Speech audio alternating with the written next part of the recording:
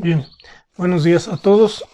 En esta ocasión vamos a analizar el asunto del esfuerzo en los cordones de soldadura, tanto en las soldaduras que trabajan a tope como en las que trabajan a traslape, que son, digamos, como los casos más comunes. Entonces, vamos a iniciar con el caso de las juntas con carga perpendicular al cordón. Una junta a tope con la carga perpendicular al cordón. Tendríamos en ella la carga, que en este caso es F, la longitud del cordón, que es todo el ancho, en este caso de las placas, que es L, y la altura de la garganta, que es H. Se acostumbra en todos los cálculos de soldaduras utilizar únicamente la altura de la garganta.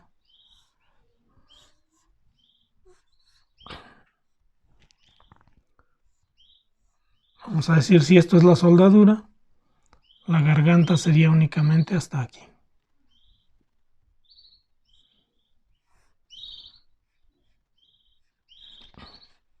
Esta sería la altura de la garganta. En general no sobrepasa a las placas. Bien, entonces dijimos, la longitud del cordón es L, la fuerza que está soportando es F, el alto de la garganta es H, y por tanto el área sería nada más simplemente H por L. Bien, si hago un corte a la mitad del cordón, obtendría una figura como la que tengo aquí.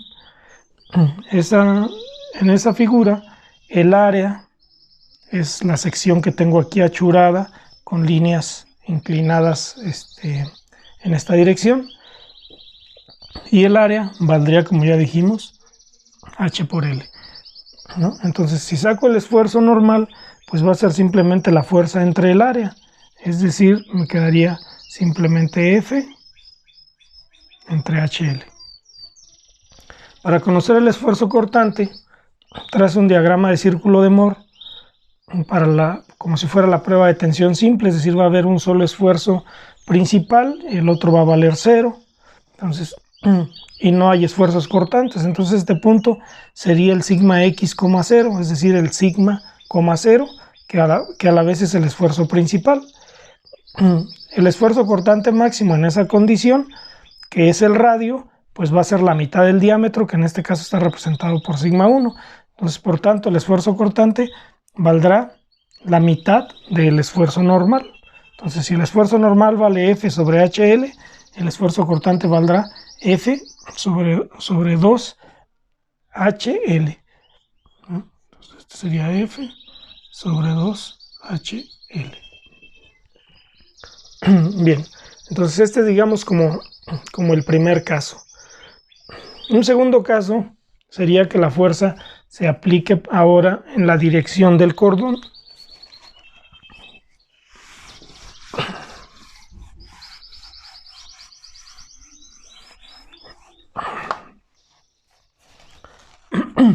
Voy entonces ahora a cambiar la fuerza en el mismo esquema.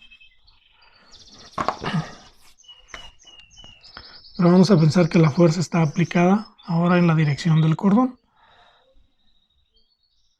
Para simplificar un poco, voy a suponer que uno de los dos lados está fijo y que la fuerza se aplica como la tengo ahorita ahí. Si ese fuera el caso, entonces el área que queda bajo esfuerzo sería otra vez la que corresponde a la mitad del cordón de la soldadura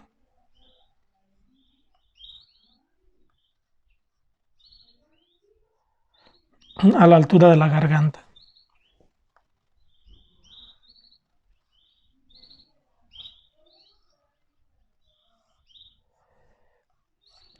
Nuevamente esto de aquí es A, y ahora la fuerza, si corto ahí, pues quedaría, vamos a decir, actuando aquí, en ese plano.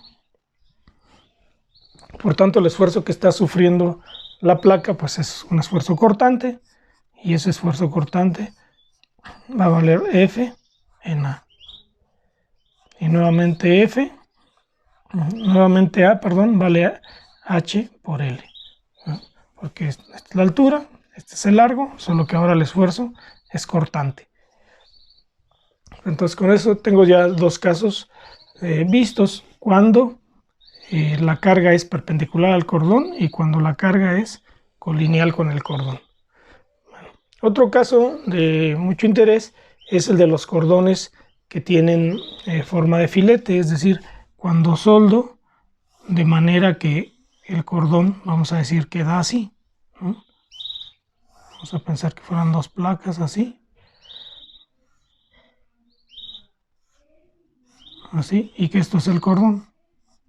Entonces, este sería el siguiente caso de interés, el caso donde hay una junta, digamos, a traslape, en el cual se solda con cordones que tienen forma de filete triangular.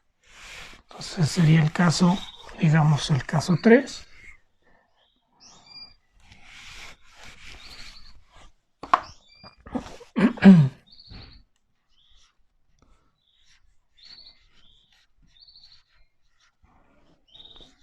Juntas a traslape.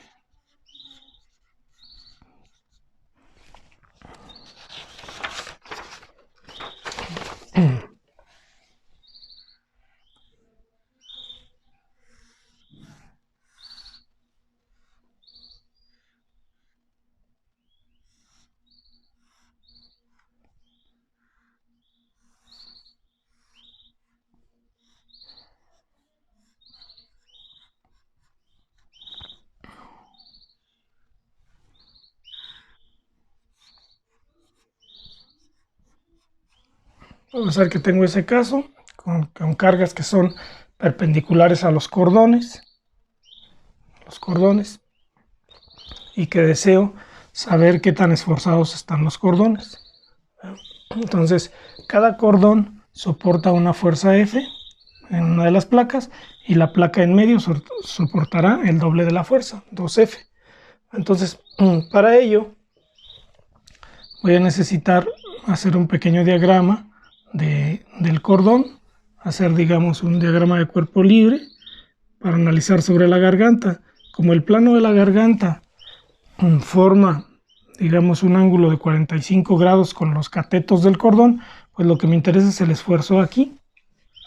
De manera que si hago un diagrama un poquito más grande,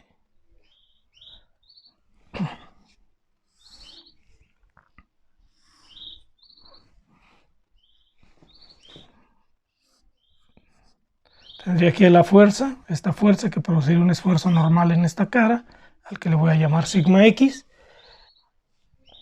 y voy a definir dos planos, uno que va a ser el plano normal y otro el plano tangencial, ¿no? En ese plano normal espero que actúe un esfuerzo de valor sigma n, y en el plano tangencial espero que actúe un esfuerzo cortante al que voy a llamar tau. Y así nos quedaría.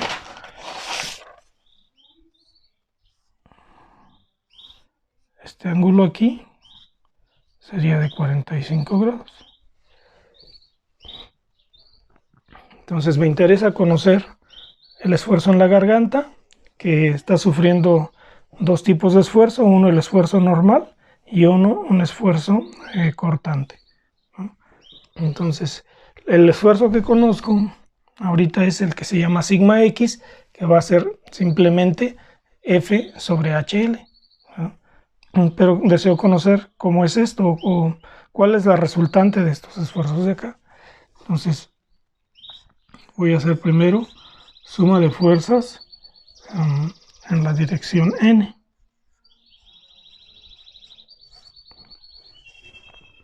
Entonces en esa dirección actúa menos el esfuerzo normal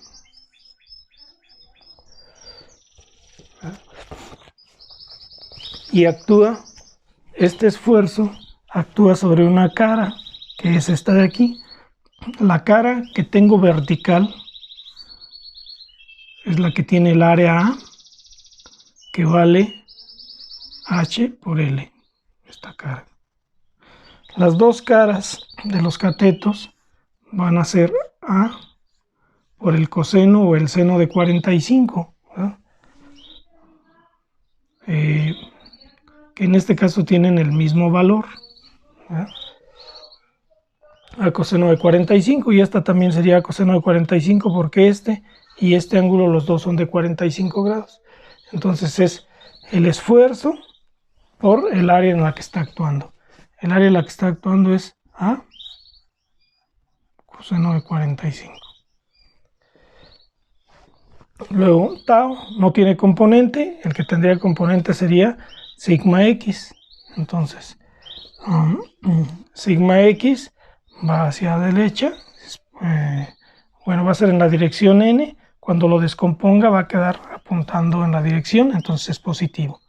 Entonces me quedaría sigma x, que actúa sobre la cara A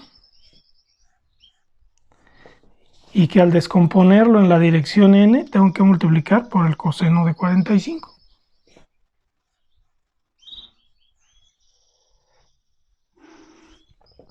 Igual a 0. Entonces, de aquí lo que voy a obtener es que sigma n es igual a sigma x. Voy a hacer ahora la sumatoria de fuerzas, pero en la dirección tangencial. Y en esa dirección actúa como positivo el esfuerzo cortante sobre la cara a coseno de 45. Entonces quedaría tau por A coseno de 45. Luego, el otro que actúa es la componente de sigma x en la dirección de tau. Entonces sería, quedaría esa componente cuando la descomponga, quedaría en la dirección contraria. Entonces me quedaría menos sigma x por A, que sería el esfuerzo en el área que está actuando, y ahora si la descompongo tendría que multiplicar también por el coseno de 45.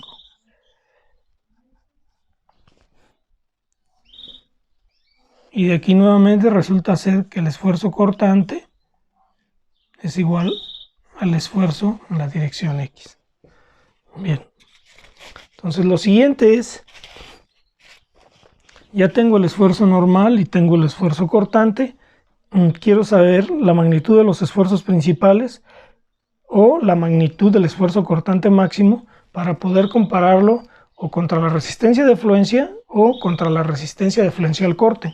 Entonces llevo esta situación a un círculo de Moore, trazo el diagrama del elemento que está sujeto a sigma x y a tau xy. Este tau lo voy a nombrar como tau xy.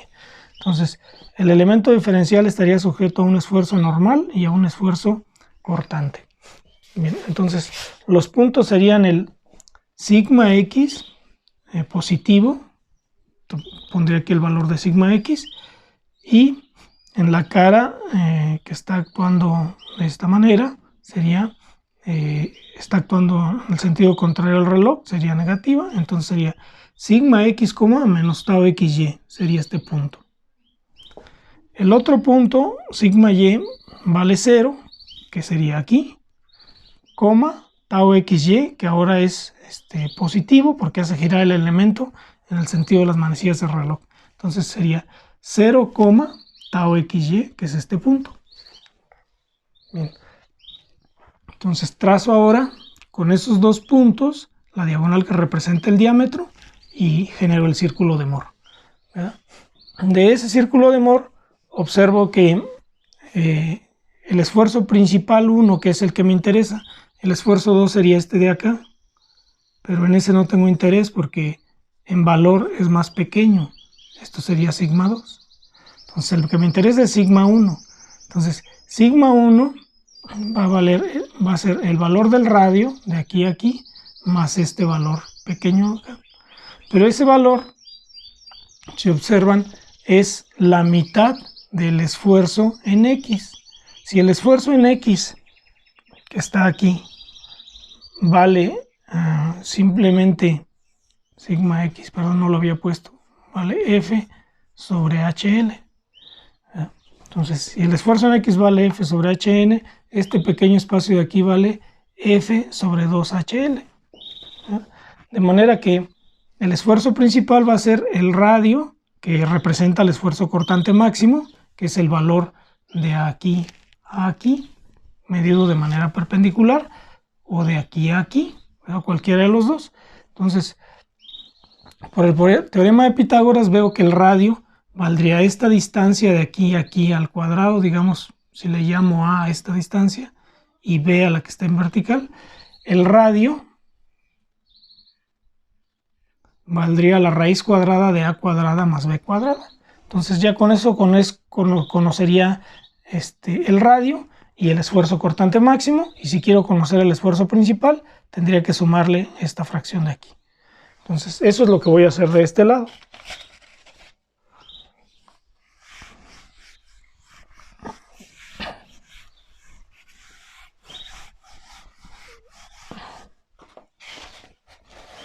Bien, entonces, primeramente el radio.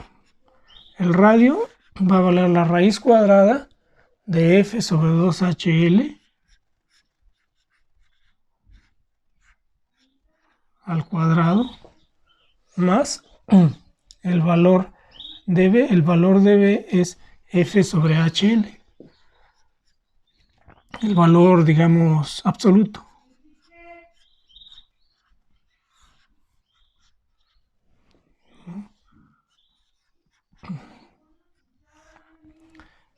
Entonces, 1/2 al cuadrado vendría siendo 1/4. Entonces esto me queda 1.25 F sobre HL al cuadrado.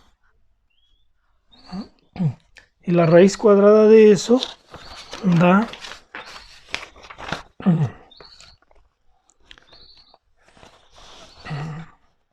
1.118 F sobre HL. Y este valor representa el esfuerzo cortante máximo.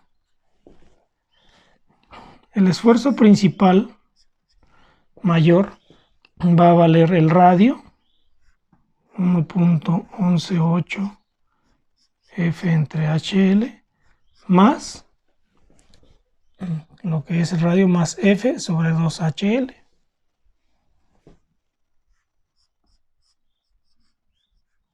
Es decir, 0.5 F sobre HL. El total de esto va a ser 1.618 F entre HL. Entonces, el esfuerzo principal tiene este valor, que obviamente tendría que ser menor o igual que el SY sobre N. Y acá arriba el esfuerzo cortante tendría que ser menor o igual que SY sobre 2N. Bien, entonces tengo la opción de calcular el esfuerzo cortante simplemente como F entre HL, ¿verdad? Por el valor de la garganta. Entonces podría también optar por calcular sobre la garganta el esfuerzo, y eso me daría F sobre 0.7071 HL. 0.7071 porque es el coseno o el seno de 45 grados, dado que este esfuerzo cortante lo estoy tomando en la garganta.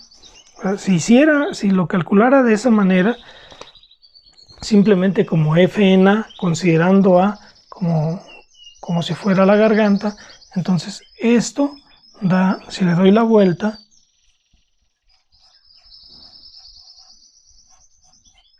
me quedaría así, calculando el cortante sobre la garganta. Si lo comparo con el esfuerzo que calculé por el círculo de Mohr, esto es mayor que el que calculé por el círculo de Mohr.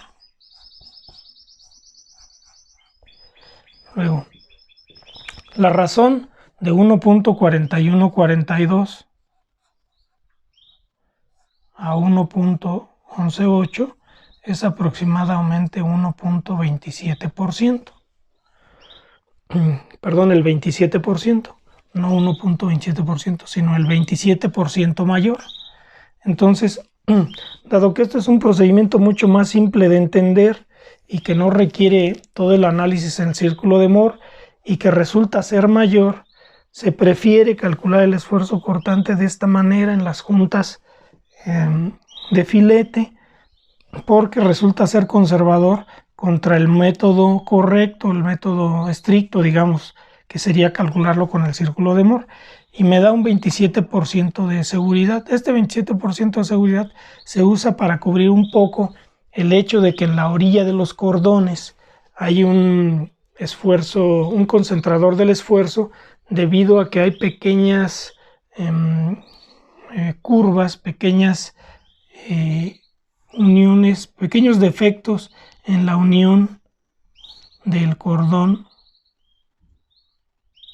con las partes soldadas. Aquí se hacen pequeños radios. Entonces este 27% sirve para compensar un poco ese efecto del concentrador de esfuerzos en la orilla de los cordones. Entonces la costumbre es utilizar este método, que es mucho más directo, más rápido y que resulta ser conservador respecto al método convencional de cálculo, que es obtener el valor de los esfuerzos cortante máximo y del esfuerzo principal por vía del círculo de Moore. Entonces, con eso en mente, voy a extender esto mismo a otras uniones a traslape. Ahorita la unión que analizamos fue una unión en la que cada cordón, digamos,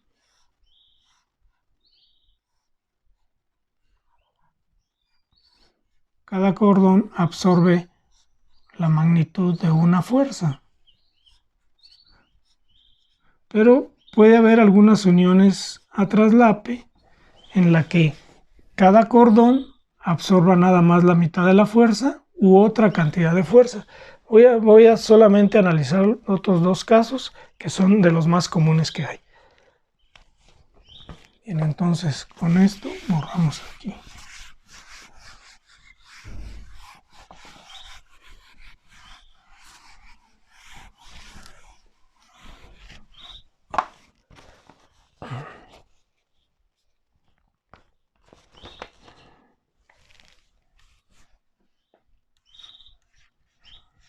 Entonces el otro caso sería las juntas a traslape simple.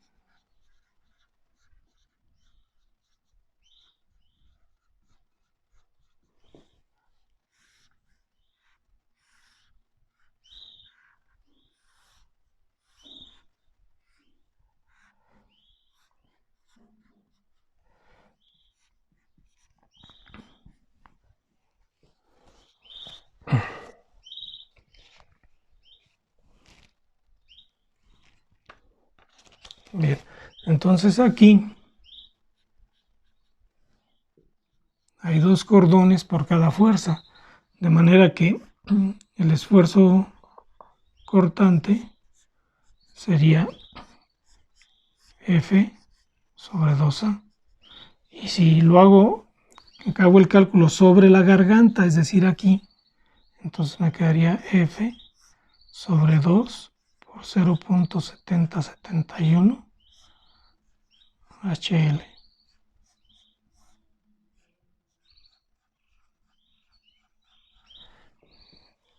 Aquí cada cordón, digamos, soporta como la mitad de la carga. Un caso más sería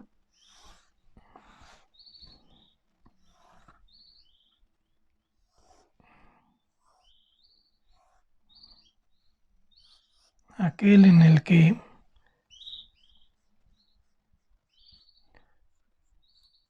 la carga ahora está alineada con los cordones. Está alineada con los cordones. Entonces, el esfuerzo cortante en la garganta va a resultar también F sobre 2A. Son 2 cordones, hay 2 áreas. Y sería algo similar a esto.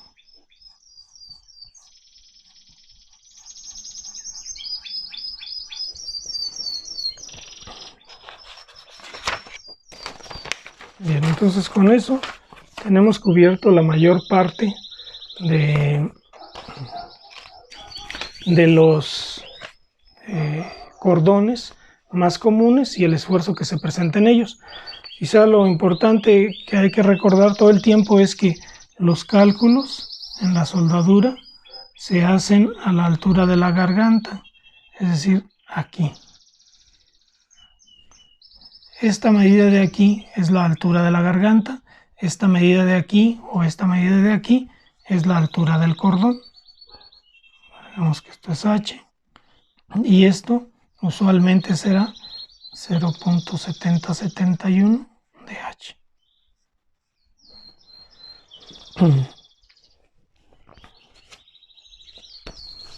Bien, lo siguiente sería que platicáramos acerca del esfuerzo en las juntas soldadas que están sujetas a cargas cortantes.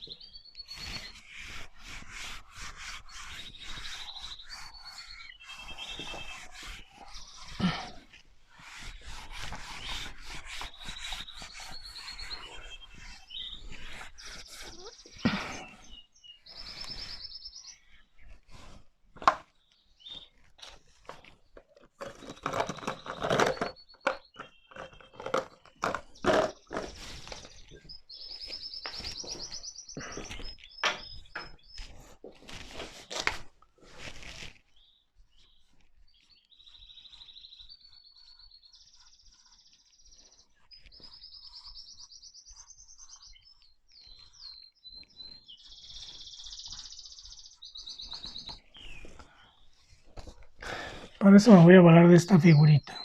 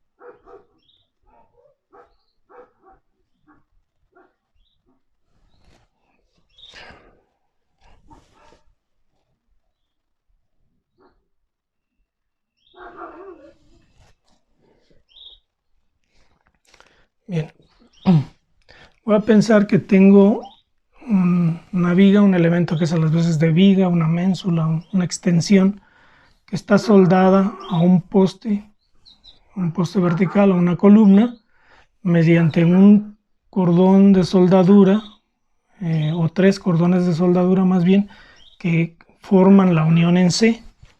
Si encontrar el centroide de esos cordones, quedaría aproximadamente en el punto que le estoy llamando G, que sería como el centroide del grupo de cordones de soldadura.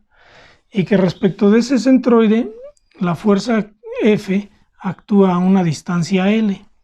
¿Ya? Al igual que en las juntas atornilladas o juntas pernadas, existen 2 componentes del esfuerzo aquí. Al momento que yo traiga la carga a la altura del centroide, que la pusiera aquí en esta posición, la sumara y la restara en esta posición, voy a poner aquí la voy a poner en líneas punteadas. Si la restara y la sumara aquí, para conocer el efecto de la carga en ese punto, vería que la carga vertical intenta cizallar los cordones en corte directo, sería el equivalente a la reacción vertical en el apoyo, y esta fuerza y esta van a generar el momento en el apoyo, de manera que aquí tendríamos un momento en el sentido de las agujas del reloj y teníamos una fuerza cortante en esta dirección. Entonces,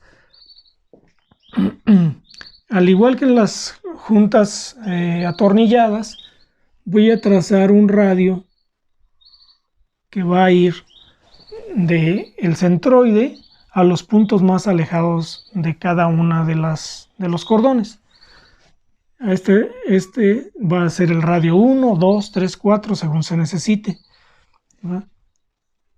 Y al igual que en esto, si yo diera la vuelta, si le diera la vuelta a esta palanca para ver su acción sobre el cordón, vería que lo empuja en esta dirección, vería que lo hace así. De manera que espero que aquí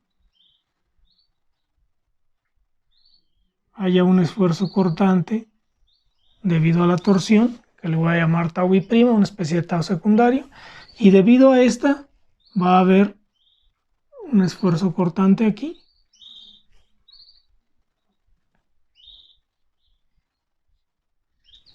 al que le voy a llamar tau', y los dos van a dar origen a un esfuerzo resultante de manera vectorial que va a ser, que debe de obtenerse de manera vectorial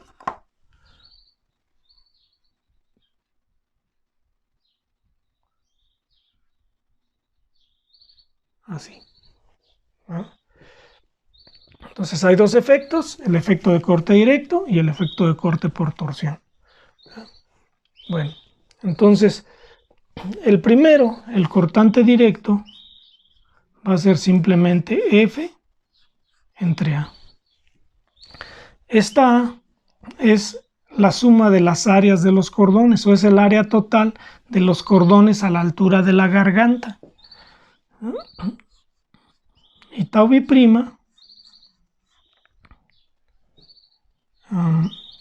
va a ser MR sobre J.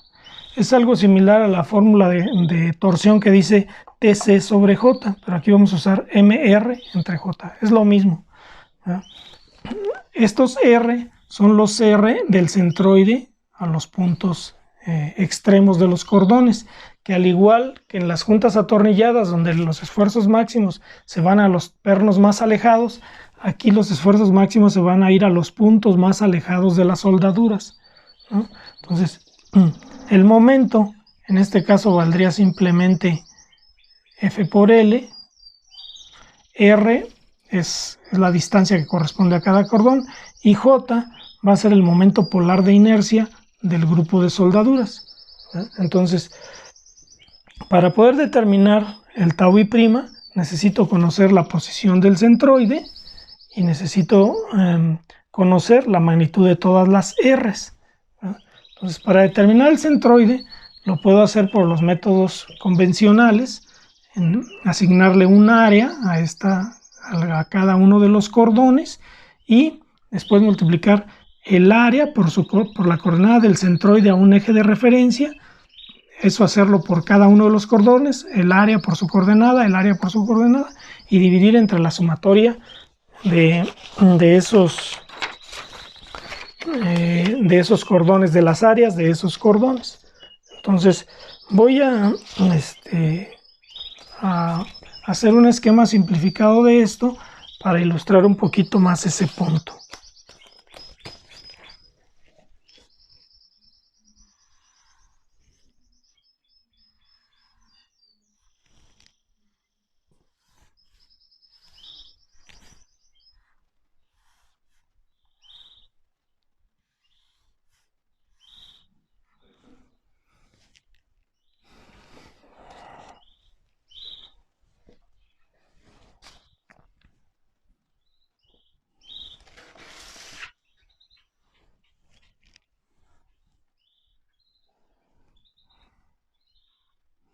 Voy a llamar G1 al centroide del cordón 1,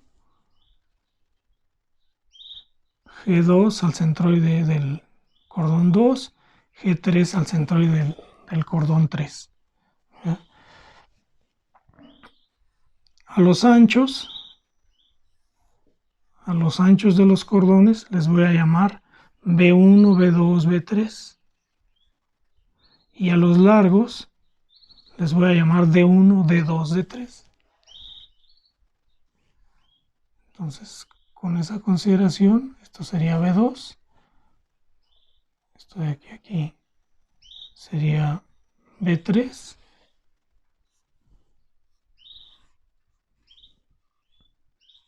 Esto D1, D2.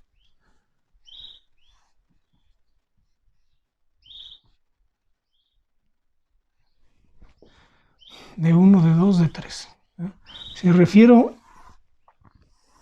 Si pongo eso contra unos ejes coordenados, ¿ya?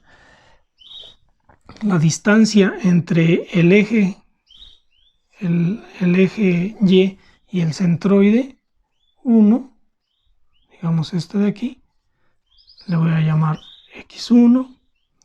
La distancia entre el centroide 3 y el eje le voy a llamar X3, que en este caso particular es igual a X2. Y de la misma manera, Y1, Y2, Y3, esta distancia entre el centroide del cordón 3 al eje X será Y3. Esta de aquí será Y1 y esta de aquí Y2, ¿no? Entonces, para encontrar el centroide de ese grupo de soldaduras, las coordenadas del centroide, pues será simplemente X testada va a ser el área 1 por X1 más el área 2 por X2 más el área n por Xn dividido entre la sumatoria de A1 más A2 más AN. De manera abreviada diría que es la sumatoria desde I igual a 1 hasta n de cada área por su brazo de palanca dividido entre la sumatoria de todas las áreas. Y tendría que ser algo similar para encontrar el centroide en la posición Y o en la dirección Y, perdón. Sería lo mismo, la sumatoria desde 1 hasta n de cada I por su XY entre la sumatoria de las áreas.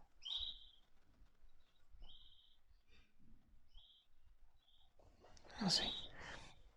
Puedo usar esto o puedo usar también, hay unas tablas que para cada una de las figuras me dan ya la posición de las coordenadas X y Y, con la ventaja de que si la figura de los cordones soldados fuera muy compleja, puedo obtener los centroides de manera parcial y después llevarlos a la posición o referirlos a la posición del centroide total por vía de las áreas parciales. Ok, entonces de esta manera podría calcular los centroides. Lo otro que necesito conocer es el valor de las R's, ¿no? De todas las R's que intervienen en los cordones, ¿no? Para nuestro caso, digamos, esto de aquí a aquí sería R1, esto sería R2 y esto sería R3. Entonces, para el cálculo de las R's, generalmente no se tiene, digamos, simplemente una suma de las dimensiones geométricas de los cordones, o bien se utiliza el teorema de Pitágoras o trigonometría, lo necesario para determinar las R's, ¿verdad? Usualmente cuando ya tengo la coordenada del centroide, que vamos a pensar que en nuestro caso el centroide fuera S, esto sería X testada y esto de aquí a aquí sería y testada. Usualmente las coordenadas del centroide x testada y y testada sirven para que en combinación con la magnitud de los cordones pueda encontrar yo el valor de las r's. En muchas ocasiones simplemente usando el teorema de Pitágoras o alguna condición geométrica de la figura. Entonces estas no representan mucho problema el obtener las r's. Lo que requiere un análisis un poquito más detallado es la obtención del momento polar de inercia del grupo de soldaduras. Y eso es lo que voy a explicar ahorita a continuación.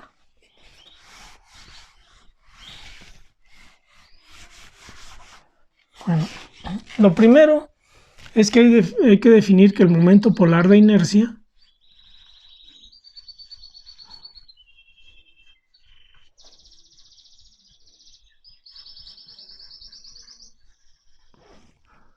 J es por definición el momento de inercia respecto del eje centroidal X más el momento de inercia respecto del eje centroidal Y. Esto sería como el momento polar de inercia en el plano XY.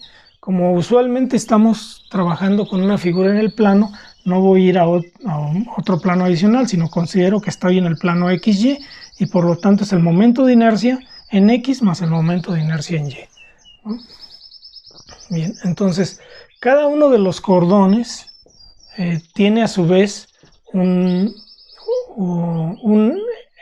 eje centroidal, digamos, un momento de inercia centroidal, ¿no? Así, por ejemplo, el cordón 1 va a tener algo que podríamos llamar IXX1, que sería, en el caso de este cordón, sería un doceavo de la base, que en este caso se llama B1, por la altura, que es de 1 al cubo. Ese sería su momento de inercia, digamos, centroidal.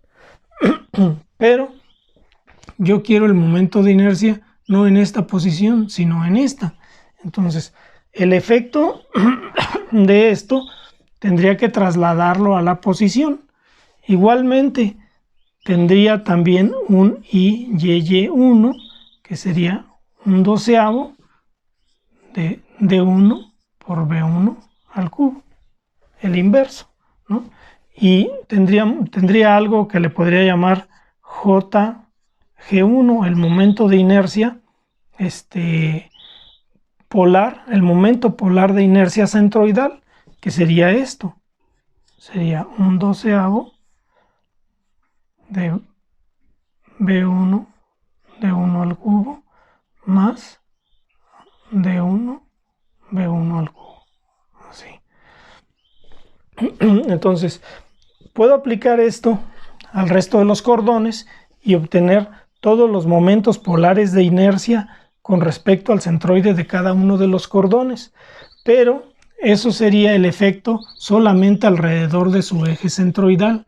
Ahora requiero llevar esto al centroide, pero del grupo de soldaduras que ya determiné en el paso anterior. Entonces, a esos momentos de inercia con relación al centroide les voy a llamar simplemente J1, J2, etc. Entonces, J1 va a ser este mismo, o va a ser dicho de manera abreviada, va a ser JG1, el momento de inercia centroidal, más el área por la distancia entre los ejes que voy a mover. En este caso sería la distancia nada más de aquí a aquí, y esa distancia la estamos llamando R1. Y lo mismo puedo hacer para J2, J3, J, etcétera, ¿no? Para todos los J's. Y al final, el momento de inercia total va a ser simplemente J1 más J2 más J3 más Jn. Es decir, el efecto de trasladar todos los momentos de inercia centroidales al punto del centroide del grupo de soldaduras. Bueno, entonces ahora esto podría hacerlo cada vez que ejecute el proceso, ¿verdad? Pero Resulta que frecuentemente los cordones son de diferente ancho y de diferente longitud. Me sería muy útil tener alguna herramienta en donde yo tuviera el ancho y la longitud de manera paramétrica, de manera que cuando tenga que aplicarlo a una nueva longitud y a un nuevo largo y una nueva distribución del grupo de soldaduras, pues simplemente aplique el nuevo largo y el nuevo ancho y obtenga el momento polar de inercia sin hacer todo este proceso que es elaborado y largo. Para eso voy a hacer lo siguiente. Voy a suponer que todos los anchos son iguales a 1. Es decir, que los cordones tienen un ancho unitario. Al hacer eso, bueno, y aún antes de hacerlo, puede verse que los términos que son el ancho por el largo al cubo son mucho mayores que los que son el largo por el ancho al cubo.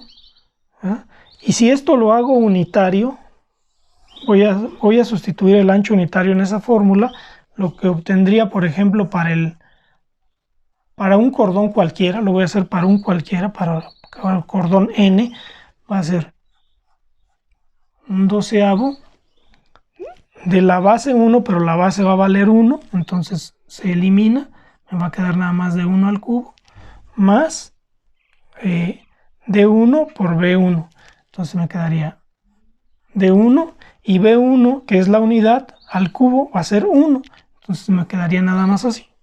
En el caso de que el cordón fuera unitario, aquí ya es muy evidente que los cordones que implican o la parte del momento de inercia que está calculado con las longitudes al cubo es mucho más grande que la que está calculado con las bases al cubo. Entonces este término comparado con este es prácticamente despreciable porque es varios órdenes de magnitud más pequeño que este. Entonces, si elimino todos los términos que se quedan de esta forma, todos los Ds, digamos, va a simplificarse el cálculo del momento de inercia. Eso se hizo muy evidente ahora que hice el ancho de todos los cordones iguales a 1. El momento polar de inercia calculado de esta manera, es decir, suponiendo que el ancho de los cordones es unitario, se llama momento polar de inercia unitario y se conoce con el nombre de JU. Ese momento polar de inercia unitario está tabulado porque tiene la siguiente ventaja. Si yo pongo siempre los anchos unitarios, cuando tenga otra figura, digamos con un ancho diferente de 1, pues entonces va a bastar con que multiplique por el nuevo ancho y al momento polar unitario y obtengo el momento polar de inercia de la figura particular que tengo. Entonces, la relación entre el momento polar de inercia unitario y el momento polar de inercia total de las soldaduras va a ser la siguiente. 0.7071 dH por JU. Perdón, es al revés. Noten que esta parte de aquí representa el ancho, representa lo que acá he estado llamando B, calculado a la altura. Las B's están calculadas a la altura de la garganta, entonces por eso está multiplicada la altura del cordón por 0.7071.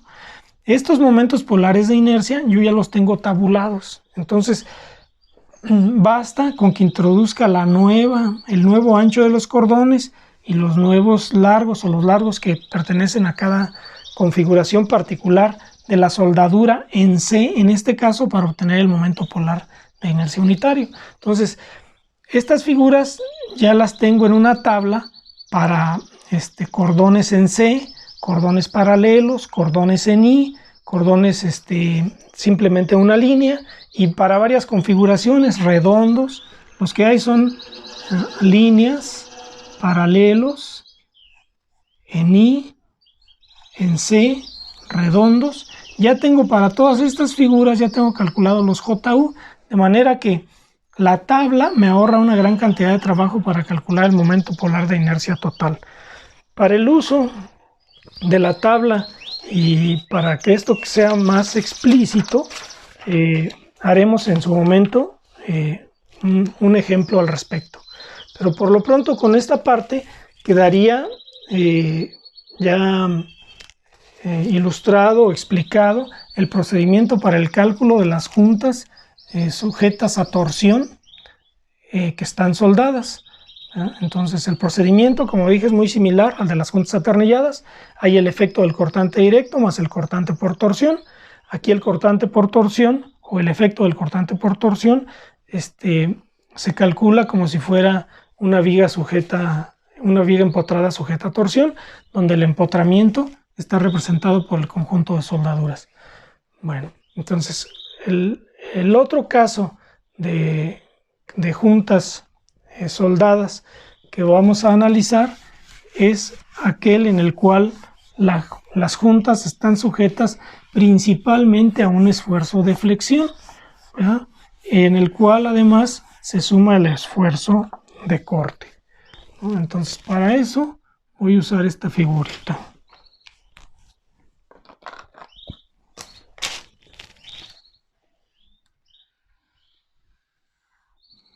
Voy a pensar que tengo una viga en voladizo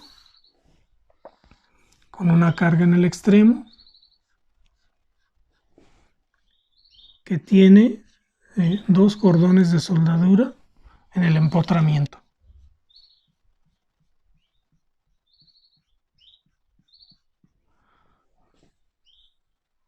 Esta viga puede tener cualquier sección, pero ahorita voy a pensar que tiene una sección rectangular, que los cordones están aquí.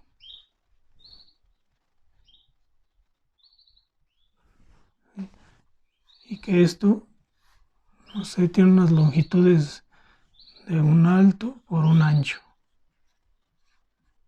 Así. Y que esos cordones tienen una altura a la que llamamos H. De esa manera.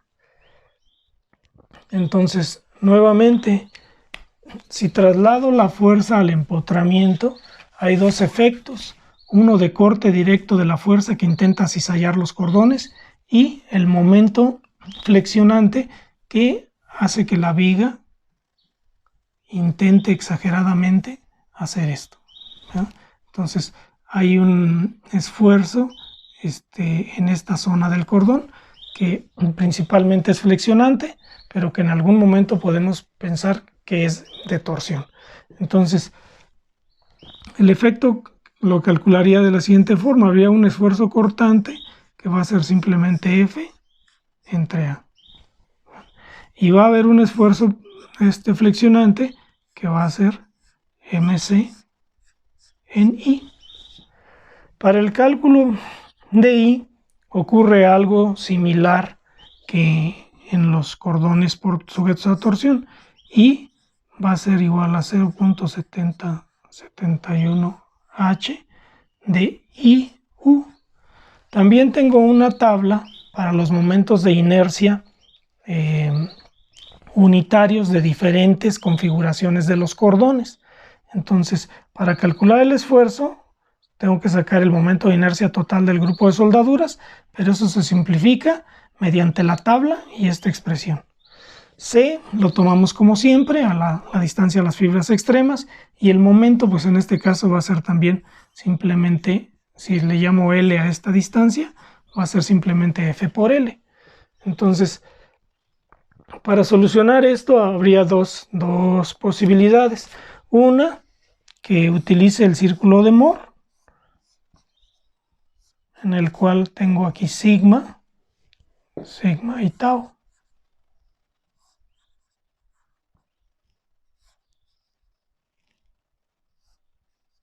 Sigma y tau. Si utilizo esto y utilizo, por ejemplo, la teoría de cortante máximo, encontraría que el esfuerzo cortante máximo que está sufriendo la soldadura es un medio de la raíz cuadrada de sigma al cuadrado. Bueno, si le llamo esto sigma x y tau xy, de sigma x al cuadrado más 4 tau xy al cuadrado raíz cuadrada. Y esto tiene que ser menor que el SSY sobre n. Esta es una forma de hacerla. Obtener el elemento diferencial y su estado de esfuerzo, y después por el círculo de Mohr encontrar el valor del cortante máximo, que es este, que aparece ahí para una condición de esfuerzo de flexión y torsión simultáneas, y compararlo contra la resistencia de la soldadura dividida entre un factor de seguridad, es decir, contra su tau permisible. Este tau permisible ya está tabulado. Generalmente la norma que se utiliza es la norma de la Asociación Americana de Construcción en Acero, la AISC, y que tiene ya tabulado estos valores. Entonces, esto sería un procedimiento. Un procedimiento alterno y que resulta conservador sería el siguiente.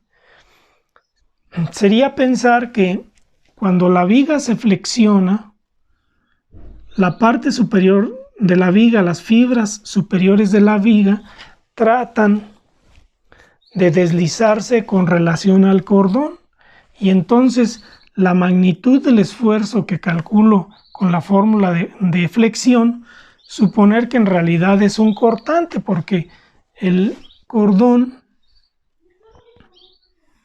estaría sujeto, vamos a decir, a un esfuerzo cortante directo así, y si la viga, la fibra superior de la viga trata de deslizarse hacia acá, pues tendría un esfuerzo cortante, digamos, en esta otra dirección. Les voy a llamar prima y biprima, ¿verdad? De manera que el esfuerzo cortante resultante para este caso sería la raíz cuadrada de la sumatoria de los cuadrados de esos esfuerzos. Cuando calculo de esta manera, el esfuerzo resulta ser conservador respecto a esta otra manera, pero las dos tienen su fundamento, ¿no? Esta asume que hay flexión aquí y corte, y esta manera asume que hay corte en la base y corte también acá, de manera que el elemento diferencial que está en la esquinita está sufriendo esto que tengo aquí, ¿no? Entonces los dos métodos son válidos y los dos vamos a emplear para resolver algunos problemas. En el siguiente video voy a resolver unos dos problemas para ilustrar todo lo que he platicado en este.